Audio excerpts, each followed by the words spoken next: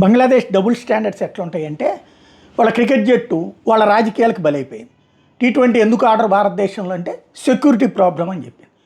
అంటే భద్రత అక్కడ మాకు ఆటగాళ్ళకి భద్రత లేదు అని. వాస్తవంగా పాకిస్తాన్లో అనేక సార్లు కాల్పులు జరిగినాయి, హింస జరిగింది, శ్రీలంక వాళ్ళు చచ్చిపోయారు కూడా.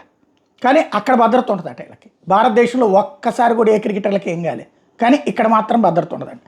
సరే ఆ యోనస్ అనేవాడు లేకపోతే వాళ్ళ మతపిచ్చ వెధవలో కలిసి దాన్ని పరువు తీశారు. సరే భారతదేశం పరువు తీద్దాం అనుకున్నారు, ఇక్కడ భద్రత లేదు, మాకు శ్రీలంకలో అయితే భద్రత ఉంటుందట. ఏది ప్రజా తిరుగుబాటు జరిగింది శ్రీలంకలో భద్రత ఉంటుంది, కానీ అక్కడ లేదు. అదే విచిత్రమైంది ఏంటంటే ఇప్పుడు బంగ్లాదేశ్కే సంబంధించినటువంటి షూటింగ్ టీం పిస్టల్ ఛాంపియన్షిప్ జరుగుతుంటే ఆ టీము మాత్రం బంగ్లాదేశ్ టీము భారతదేశానికి వచ్చింది, పిస్టల్ ఛాంపియన్షిప్స్లో పాల్గొంటుంది. ఇది విచిత్రం. అంటే వాళ్ళకి సెక్యూరిటీ లేదు, వీళ్ళకి సెక్యూరిటీ ఉందన్నమాట. ఇది ఓవరాల్గా బంగ్లాదేశ్కి సంబంధించినటువంటి పిస్టల్ క్రీడాకారిని సంబంధించినటువంటి దాన్ని బట్టి అర్థం చేసుకోవచ్చు వాళ్ళు ఎంత వెర్రితనంగా ఎంత వెధవాయిత్వంగా ఉన్నారని.